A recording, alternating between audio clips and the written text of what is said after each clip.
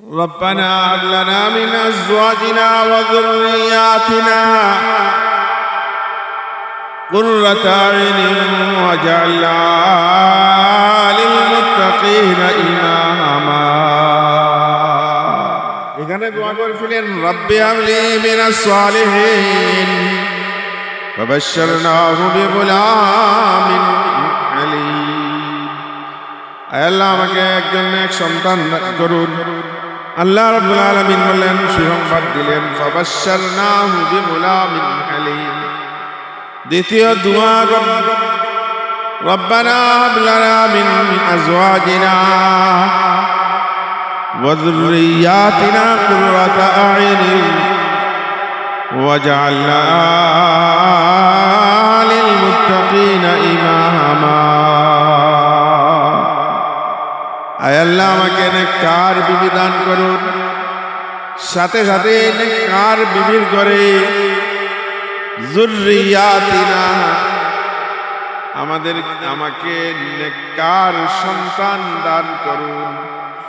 কুররাতা আ'ইনি, যেই সন্তানের কারণে, যেই সন্তানের দ্বারা আমার চক্ষু শীতল হয়ে যায়, নয়ন ভরে যায়, যেই সন্তানের কারণে দুনিয়া ও আখিরাতে আমার কল্যাণ হয়ে যায়, যেই সন্তানের কারণে দুনিয়াতেও সুনাম অর্জন হয়, যেই সন্তানের কারণে আখিরাতেও আমার নাজাতের কারণ হয়ে যায়।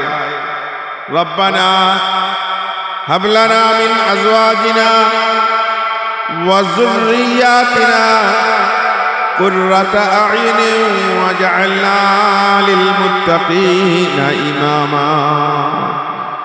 দুনিয়াতে যেন আমার চক্ষু শীতল হয়ে যায়, দুনিয়াতে যেন আমার এই সন্তানগুলি, আল্লাহ আমাকে এমন সন্তান দান করুন যেই সন্তান মুত্তাকিনদের, আল্লাহ বিরোধের, খুদা বিরোধের, আল্লাহ ওয়ালাদের ইমাম বনে যায়, তাদের ইমামতি যেন করতে পারে, তাদেরকে যেন সঠিকভাবে পরিচালিত করতে পারে।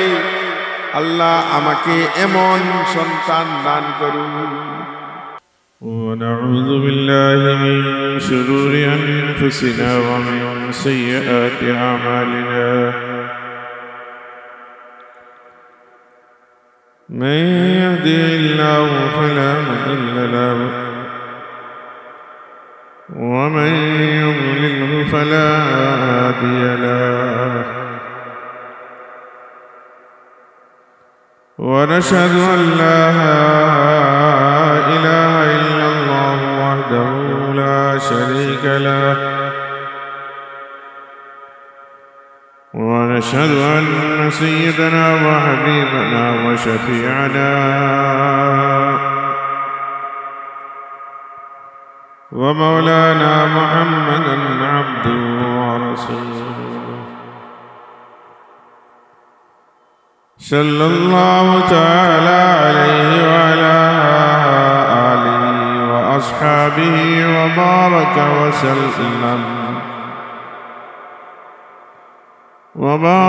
وسلم تسليما كثيرا.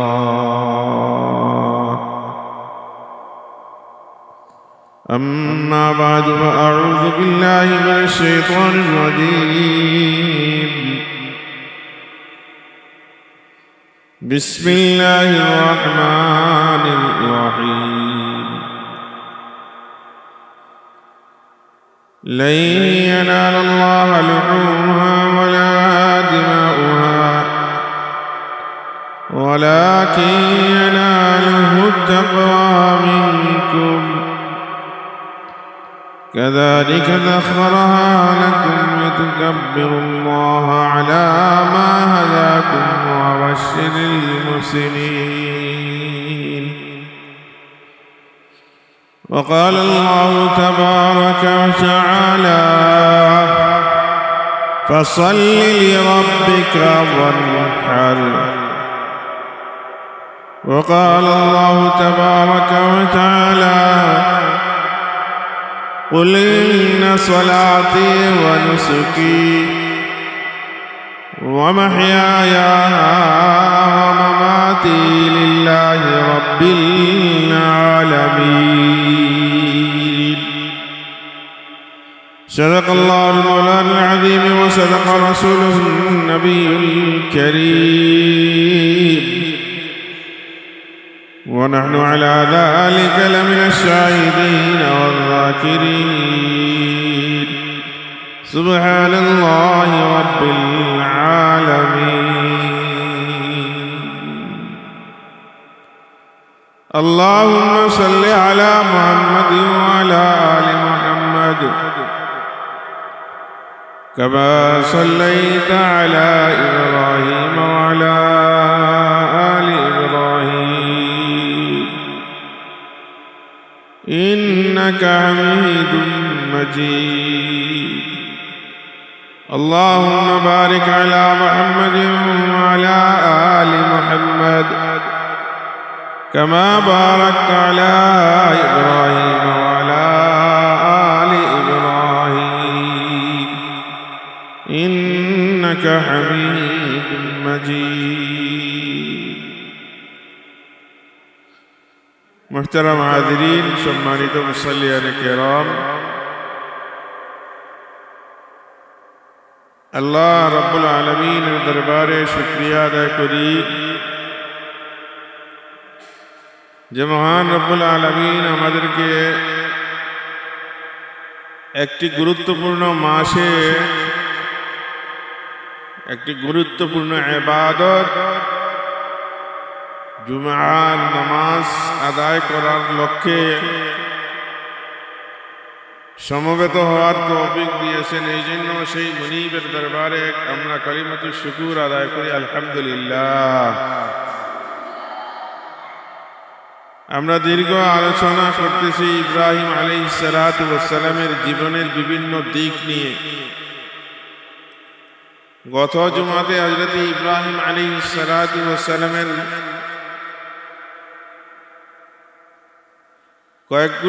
কতগুলি বিষয়ের ভিতরে একটা বিষয়ে আমরা আলোচনা করেছিলাম যে হযরত ইব্রাহিম আলাইহিস সালাতু ওয়াস সালাম ওনার শিশু সন্তান হযরত ইসমাইল আলাইহিস সালাতু ওয়াস সালামকে মক্কার জমিনে রেখে গেছিলেন। অর্থাৎ ওনার স্ত্রী এবং ওনার সন্তানকে নির্বাসনে পাঠিয়েছিলেন এবং আল্লাহ রাব্বুল আলামিনের কাছে প্রার্থনা করেছিলেন। আল্লাহ রাব্বুল আলামিনের কাছে নিবেদন করেছিলেন যে এই মক্কার ভূমিকে, মক্কার আশেপাশে যেন এইটাকে নিরাপদ নগরী বানিয়ে দিন। وَإِذْ قَالَ إِبْرَاهِيمُ رَبِّ اجْعَلْ هَذَا بَلَدًا آمِنًا وَارْزُقْ أَهْلَهُ مِنَ الثَّمَرَاتِ। স্মরণ করুন সেই দিনের কথা। হযরত ইব্রাহিম আলাইহিস সালাতু ওয়াস সালাম আল্লাহ রাব্বুল আলামিনের কাছে নিবেদন করেছিলেন, আল্লাহ মক্কার জমিনে মক্কার প্রতিবেশীদের জন্য এদেরকে উন্নত মানের খাবার দাবারের সুব্যবস্থা করে দিন। আল্লাহ রাব্বুল আলামিন সেইটার ব্যবস্থা করে দিলেন। এর আগে ইব্রাহিম আলাইহিস সালাতু ওয়াস সালাম নিঃসন্তান ছিলেন। প্রায় বয়স যখন 84 বছর, 80 থেকে 84 বছর বয়স, 80 থেকে 90 বছর বয়সে যখন উপনীত হলেন, তখন ইব্রাহিম আলাইহিস সালাতু ওয়াস সালাম আল্লাহ রাব্বুল আলামিনের কাছে নিবেদন করলেন, দোয়া করলেন, আয় আল্লাহ আমাকে একটি সন্তান দান করুন। কি দান করুন? রব্বি হাবলি মিনাস সালিহিন ফাবাশশারনাহু বিগুলামিন হালিম। বয়স যখন 80 থেকে 84 বছর বয়স, এই সময়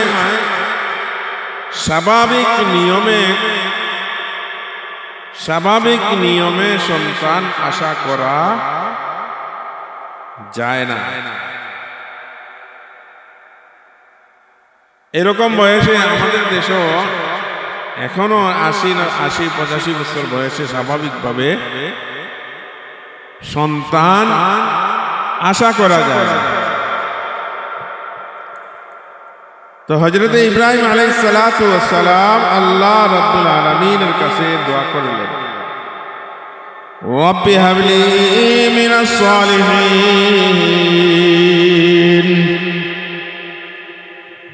আয় আল্লাহ, আমার রব, আমার পরওয়ারদিগার, তোমার কাছে বিনীত নিবেদন, তোমার কাছে প্রার্থনা করতেছি, তোমার কাছে আমি চাইতেছি, আল্লাহ আমাকে একজন নেক সন্তান দান করুন।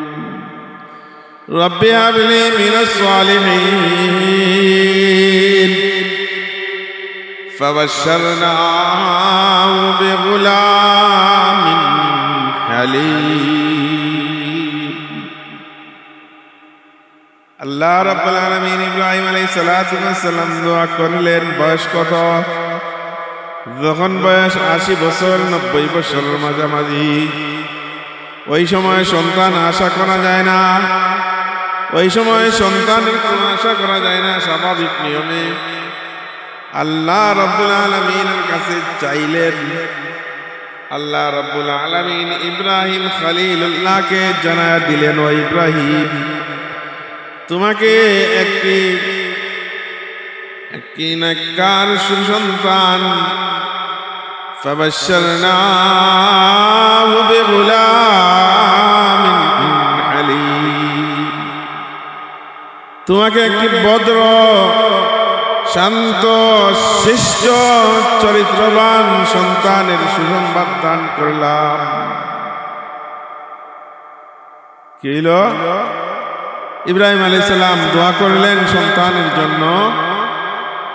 আল্লাহ রাব্বুল আলামিন ইব্রাহিম আলাইহিস সালাতু ওয়াস সালামকে সুসংবাদ দিলেন যে আমি তোমাকে একটি ভদ্র এবং চরিত্রবান, উন্নত চরিত্রবান, চরিত্রের অধিকারী, শান্ত, শিষ্ট, ভদ্র, নম্র, জ্ঞানী, গুণী, কর্মঠ একটি সন্তান আপনাকে দান করব। ইব্রাহিম আলাইহিস সালাতু ওয়াস সালাম এর দোয়া আল্লাহ রাব্বুল আলামিনের কাছে কবুল হলো। ইব্রাহিম আলাইহিস সালাতু ওয়াস সালাম এর ঘরে শিশু সন্তান হযরত ইসমাঈল আলাইহিস সালাতু ওয়াস সালামের জন্ম হইল। এই জন্য এখানে আমাদের করণীয়, যেহেতু আমরা বাচ্চা মানুষ, এখনো বিয়ে শাদী করি নাই, একসময় আমরা বিয়ে শাদীর উপযুক্ত বয়স যখন হবে, আমাদের অভিভাবক যারা আছেন তারা আমাদেরকে বিয়ে শাদীর ব্যবস্থা করে দিবে। আর আমরা যারা বিয়ে শাদী করে নিচ্ছি তাদের জন্য করণীয় হইল কি, ইব্রাহিম আলাইহিস সালাতু ওয়াস সালাম যেই পদ্ধতিতে দোয়া করেছেন সেই পদ্ধতিতে আমরাও আল্লাহ রাব্বুল আলামিনের কাছে দোয়া করতাম যে আল্লাহ আমাদেরকেও অনেক সন্তানের অধিকারী বানিয়ে দিন। অন্য আয়াত আল্লাহ রাব্বুল আলামিন ইরশাদ ফরমাইতেছেন, রব্বানা হাব লানা মিন আজওয়াজিনা ওয়া যুররিয়াতিনা কুররাতা আইনিন ওয়াজআলনা লিল মুত্তাকিনা ইমামা। এটা ইব্রাহিম আলাইহিস সালাতু ওয়াস সালামের দোয়া। আল্লাহ রাব্বুল আলামিন আমাদের জন্য এই দোয়াটা কোরআনে কারীমের ভিতরে লিপিবদ্ধ করেছেন, যাতে করে এই দোয়াগুলি আমরাও করতে পারি। এখানে দোয়া করেছিলেন, রব্বি হাবলি মিনাস সালিহিন ফাবাশশারনাহু বিগুলামিন হালিম। আল্লাহ আমাকে একজন নেক সন্তান দান করুন। আল্লাহ রাব্বুল আলামিন বললেন, সুসংবাদ দিলেন, ফাবাশশারনাহু বিগুলামিন হালিম। দ্বিতীয় দোয়া ربنا هب لنا من أزواجنا وذرياتنا قرة أعين واجعلنا للمتقين إماما আয় আল্লাহ আমাকে নেককার বিবি দান করুন, সাথে সাথে নেককার বিবির ঘরে যুররিয়াতিনা আমাকে নেককার সন্তান দান করুন। কুররাতা আইনি যেই সন্তানের কারণে যেই সন্তানের দ্বারা আমার চক্ষু শীতল হয়ে যায়, নয়ন ভরে যায়, যেই সন্তানের কারণে দুনিয়া ও আখিরাতে আমার কল্যাণ হয়ে যায়, যেই সন্তানের কারণে দুনিয়াতেও সুনাম অর্জন হয়, যেই সন্তানের কারণে আখিরাতেও আমার নাজাতের কারণ হয়ে যায়। রব্বানা হাব লানা মিন আজওয়াজিনা ওয়া যুররিয়াতিনা কুররাতা আ'ইনিন ওয়াজআলনা লিল মুত্তাকিনা ইমামা। দুনিয়াতে যেন আমার চক্ষু শীতল হয়ে যায়, দুনিয়াতে যেন আমার এই সন্তানগুলি, আল্লাহ আমাকে এমন সন্তান দান করুন যেই সন্তান মুত্তাকিনদের, আল্লাহ বিরোধের, খুদা বিরোধের, আল্লাহ ওয়ালাদের ইমাম বনে যায়, তাদের ইমামতি যেন করতে পারে, তাদেরকে যেন সঠিকভাবে পরিচালিত করতে পারে। আল্লাহ আমাকে এমন সন্তান দান করুন। প্রথমে দোয়া চাইলেন তিন, এক সন্তান। দ্বিতীয়তে দোয়া করলেন আল্লাহ এমন সন্তান দিন আমাকে এমন স্ত্রী দান করুন, এমন সন্তান দান করুন যেই সন্তানের কারণে দুনিয়াতে আমার চক্ষু টান্ডক হয়ে যায়।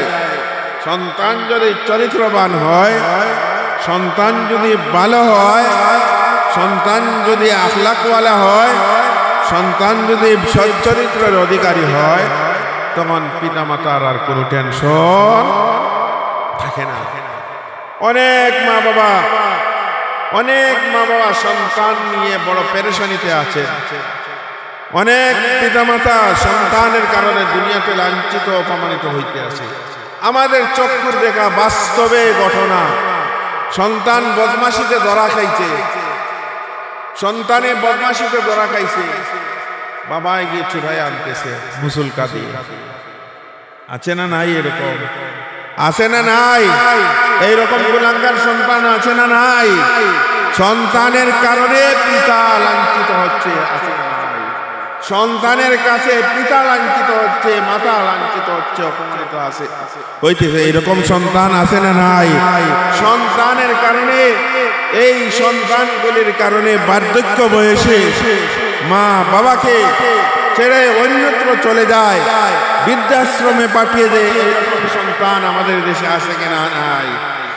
এই জন্য আল্লাহ রাব্বুল আলামিনের কাছে হযরত ইব্রাহিম আলাইহিস সালাতু ওয়াস সালাম দোয়া করেছিলেন, আল্লাহ আমাকে নেক সন্তান দিন, আর এমন সন্তান দিন যে সন্তান দুনিয়া ও আখিরাতে যেন এই সন্তান আমার জন্য কল্যাণকর হয়ে থাকে।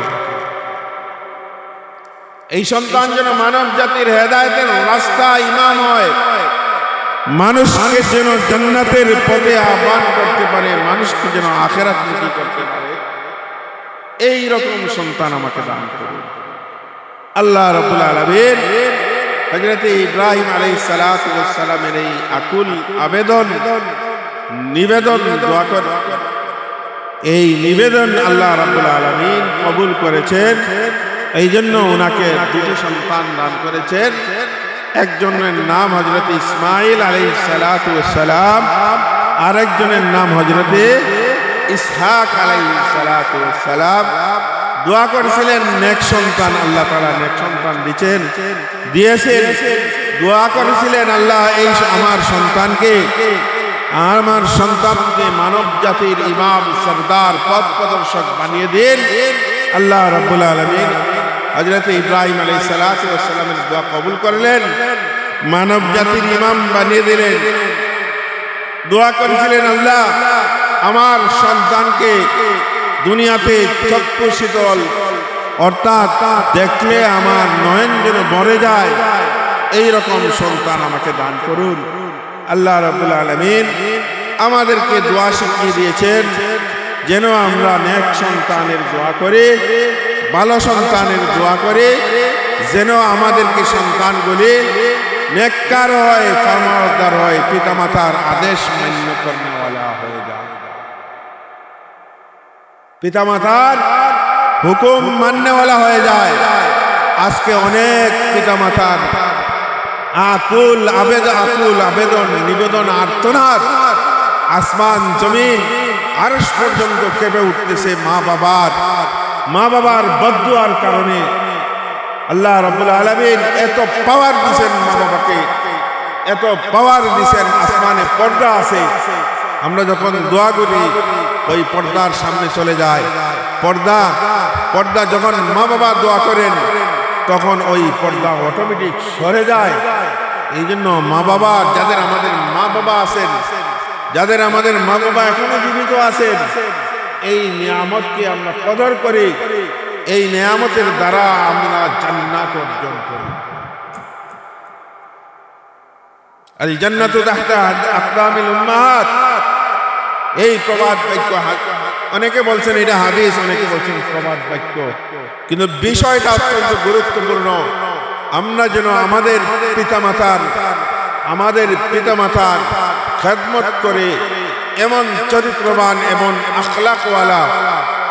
আখলাকওয়ালা হয়ে যায় যেন আমাকে দেখলে আমার মা বাবার চক্ষু শীতল হয়ে যায়। এর লাগে আমরা চেষ্টা করবো তো ভাই, ইনশাআল্লাহ। তো ইব্রাহিম আলাইহিস সালাতু ওয়াস সালাম আল্লাহ তাআলার কাছে নিবেদন করেছিলেন, রব্বানা হাব লানা মিন আজওয়াজিনা ওয়া যুররিয়াতিনা কুররাতা আইউন ওয়াজআলনা লিল মুত্তাকিনা ইমামা। আল্লাহ আমাকে এমন নেককার স্ত্রী দান করুন, এমন নেককার এবং ভালো সন্তান দান করুন, যেই সন্তানের কারণে দুনিয়াতে লাঞ্ছিত হতে হয় না, আখিরাতে লাঞ্ছিত হতে হয় না, যেই সন্তানের দ্বারা আমার দিলের ভিতরে শান্তি চলে আসে, আমার নয়ন জনে ভরে যায়। ওয়াজআলনা লিল মুত্তাকিনা ইমামা, এই সন্তান যেন মুত্তাকিদের ইমাম হয়ে যায়, নেতা হয়ে যায়। আল্লাহ তাআলা ইব্রাহিম খলিলুল্লাহ আলাইহিস সালাতু ওয়াস সালামের এই দুআ কবুল করলেন। আল্লাহ তাআলা দুইটি সন্তান দান করলেন। এক সন্তানের নাম হযরত ইসমাঈল আলাইহিস সালাতু ওয়াস সালাম, আরেক সন্তানের নাম হযরত ইসহাক আলাইহিস সালাতু ওয়াস সালাম। দুইজন নবী, আর এই দুইজন নবীর কাছ থেকে নবীর উত্তরাধিকার যারা ছিলেন, ইসহাক আলাইহিস সালাতু ওয়াস সালামের বংশধর থেকে আল্লাহ রাব্বুল আলামিন অসংখ্য অগণিত নবী রাসূল দুনিয়াতে প্রেরণ করেন। আর হযরত ইসমাঈল আলাইহিস সালাতু ওয়াস সালামের বংশধর থেকে আমাদের নবী, বিশ্বনবী হযরত মুহাম্মদুর রাসূলুল্লাহ সাল্লাল্লাহু আলাইহি ওয়াসাল্লামের আগমন ঘটে। আল্লাহ রাব্বুল আলামিন দেখেন, চিন্তা করেন, আমরা দোয়া করতে বখিলি করি, আল্লাহ নিয়ে আমার দোয়া কবুল করবেন। আল্লাহ তো আমার কথা শুনেন না, আল্লাহ তো আমার কথা বুঝেন না, এমনও জাহেল আছে আমি বাংলাতে দোয়া করলে কি আল্লাহ আমার দোয়া কবুল করবে? বাংলাতে দোয়া করলে আল্লাহকে আমার কথা বুঝবেন। ভাষা দিছেন কে? জবান দিছেন কে? আর-রহমান আল্লামাল কুরআন খালাকাল ইনসানা আল্লামাহুল বায়ান।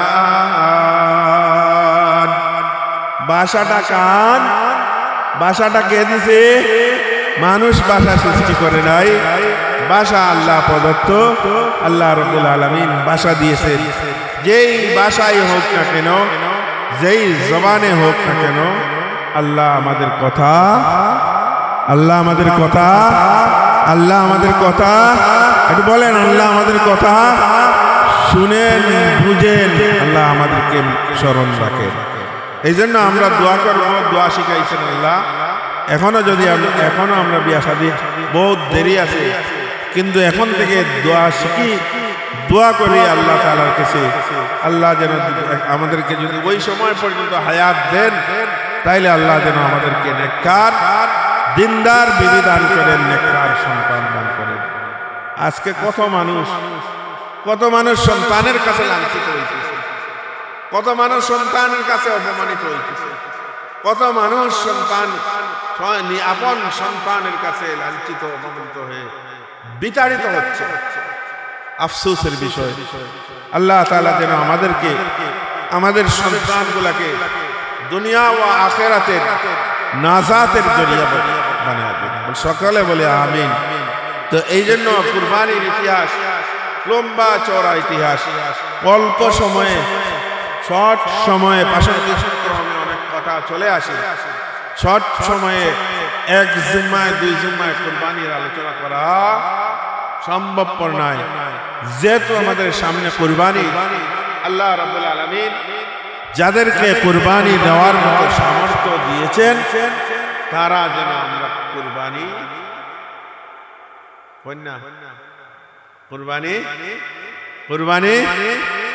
কথা অনেক কথা ছিল জিলহজ মাসের ফজিলত সম্পর্কে আমরা ব্যক্তিগতভাবে জেনে নিব।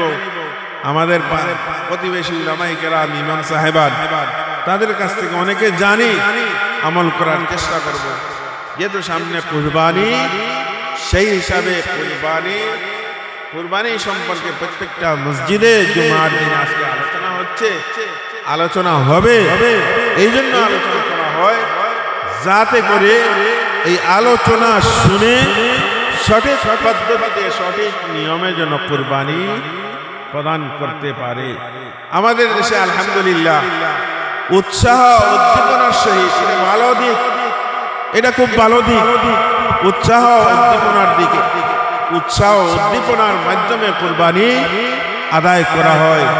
শরীয়তের একটা হুকুম, শরীয়তের একটা বিধান, আল্লাহ তাআলার একটা বিধানকে উৎসাহ উদ্দীপনার সাথে আদায় করে।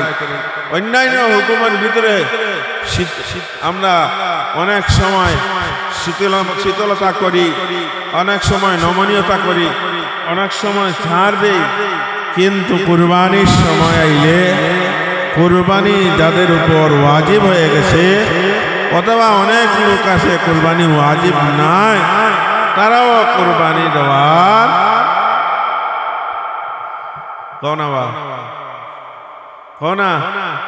চেষ্টা করে। এটা ভালো। তো কুরবানি শব্দের অর্থ কারবন থেকে, এর অর্থ হইল কি নিকটবর্তী হওয়া, নৈকট্যপ্রাপ্ত হওয়া। এখন কোন জিনিসের নৈকট্যপ্রাপ্ত হওয়া ওইটা হয়নি, হ্যাঁ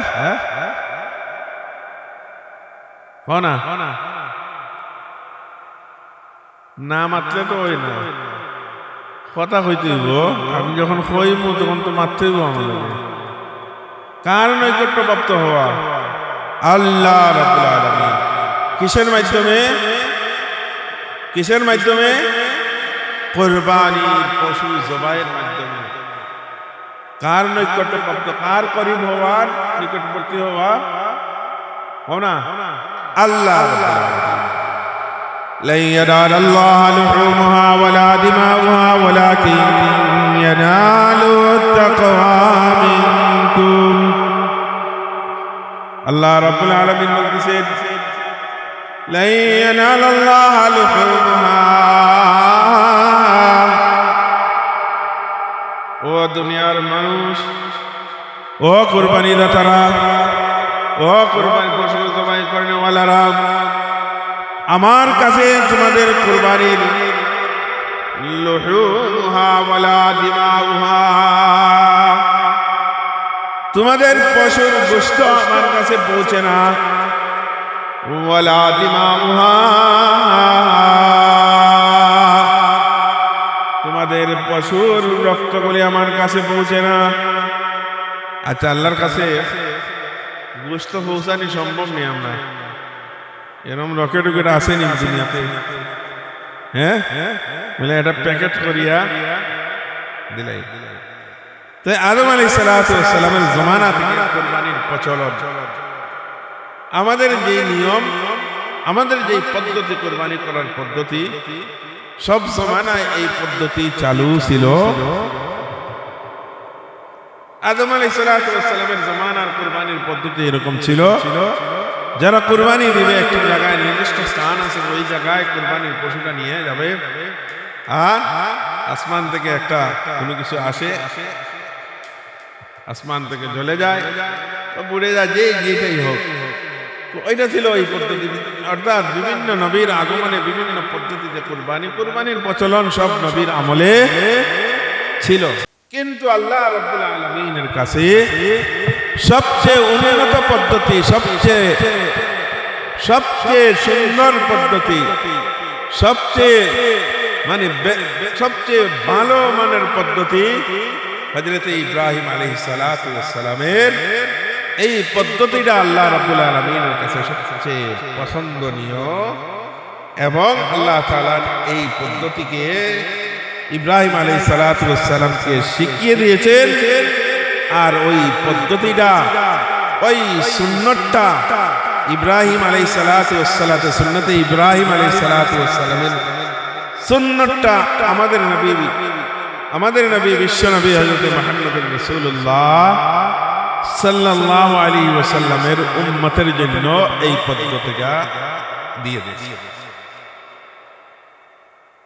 এখন এই কুরবানির পশুর গোশত কুরবানির পশুর রক্ত আল্লাহ তাআলার কাছে পৌঁছে না আল্লাহ রাব্বুল আলামিনের কাছে পৌঁছে তাকওয়া কার জন্য আমি কুরবানি করতেছি কার জন্য কাকে খুশি করার জন্য আমি কুরবানি করতেছি সেইটা হইল কি আল্লাহ তাআলা দেখেন এক আয়াতে আল্লাহ রাব্বুল আলামিন বলতেছেন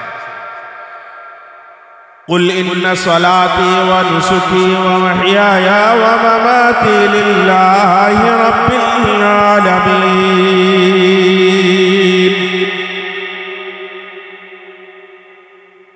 নবী আপনি বলে দিন তাদেরকে এই কথা নামাজ রোজা হজ যাকাত কুরবানি সবকিছু কার জন্য হবে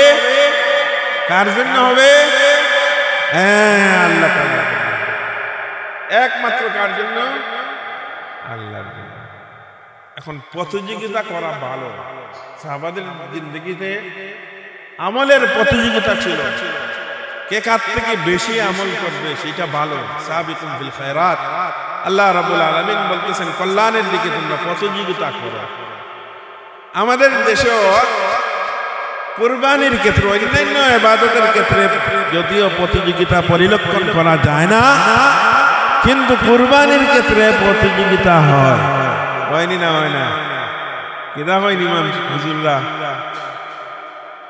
হুজুর সাহেবান কুরবানির ক্ষেত্রে প্রতিবেশী 2 লক্ষ টাকা পশু আনছে আমি যদি অমুক মিয়ায় 2.5 লক্ষ টাকার কুরবানি যদি আমি না দেই তাইলে সমাজের লোকের কাছে আমি কিভাবে মুখ দেখাবো আইসে নি এখন দিছে নি শয়তানে ঢুকায়া না প্রতিযোগিতা করা ভালো কল্যাণের দিকে ভালো কাজের প্রতিযোগিতা হওয়া চাই কিন্তু এই নিয়তে না লোকেরা আমাকে বলবে আমি এলাকার সবচেয়ে দামি পশুটা কুরবানি দিচ্ছি লোকে বলার জন্য না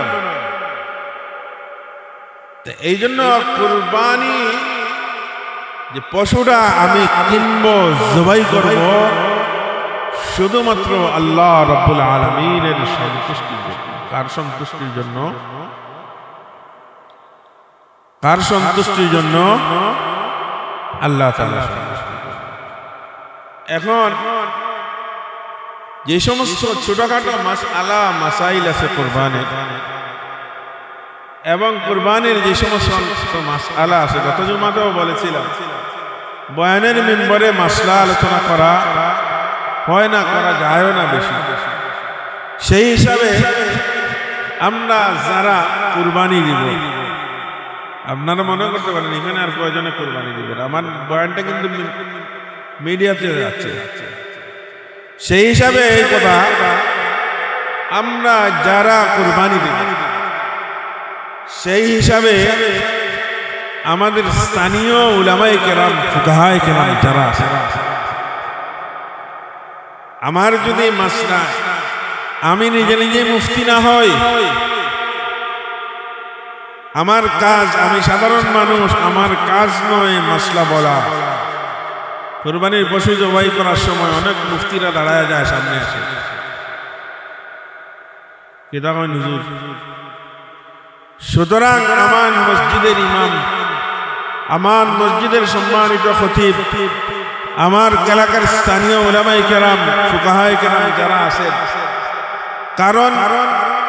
কারণ হিসাবে এই যেহেতু এটা আর্থিক একটা ইবাদত, টাকা পয়সার একটা ব্যাপার আছে এখানে, সেই হিসাবে আর্থিক ইবাদতটা যেন পরিশুদ্ধভাবে, বিশুদ্ধভাবে হয়, এই জন্য স্থানীয় ফুকাহায়ে কেরাম যারা আছেন এবং বাজারে কুরবানির মাসআলা সম্পর্কে, মাসলা মাসাইল সম্পর্কে সহজ সরল অনেক কিতাবাদি, ছোট ছোট কিতাবাদি বের হয়ে গেছে।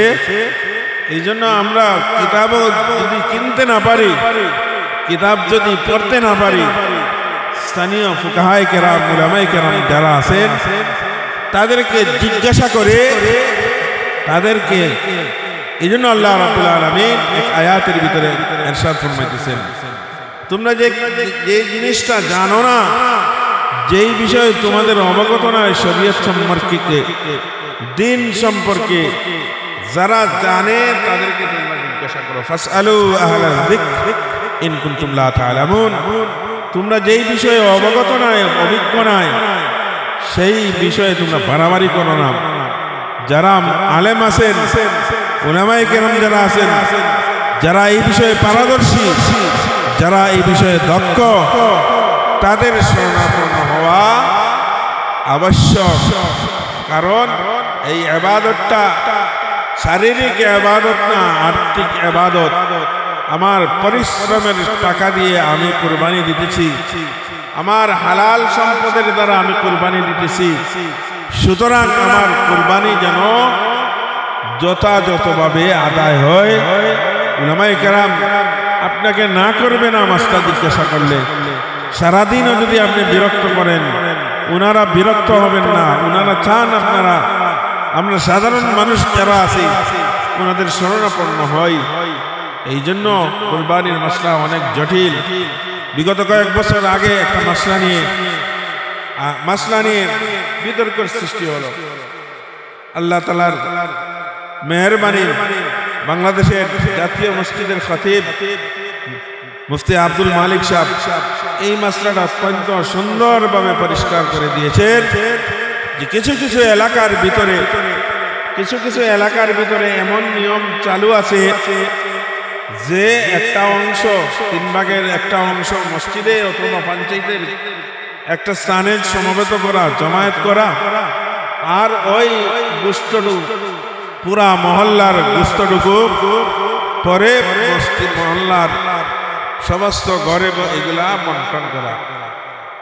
দেখতে কিন্তু এটা দেখার মধ্যে এটা কিন্তু সৌন্দর্য আছে, কিন্তু এটা শরীয়ত সম্মত নয়।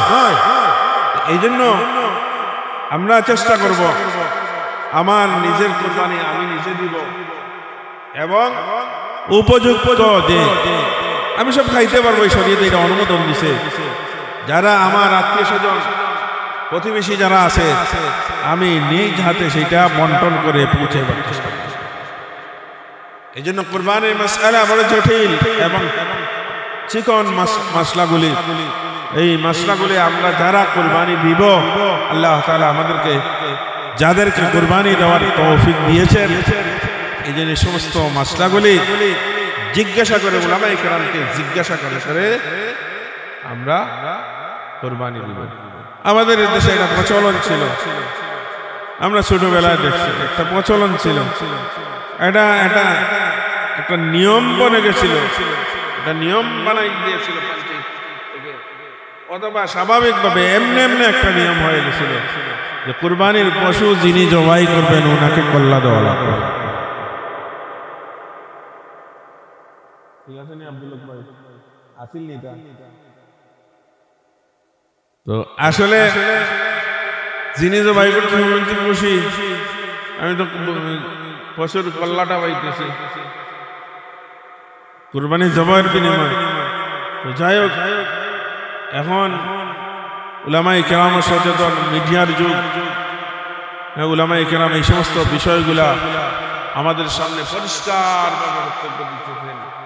এর লাগে আমরা যারা সামর্থ্যবান আছি, যারা আল্লাহ তাআলা আমাদেরকে সামর্থ্য দিয়েছেন, যারা কুরবানি দিব, আমরা যেন আমাদের কুরবানি উলামায়ে কেরামের সাথে পরামর্শক্রমে উলামায়ে কেরামকে জিজ্ঞাসা করে আমাদের কুরবানিগুলা আদায় করার চেষ্টা করব।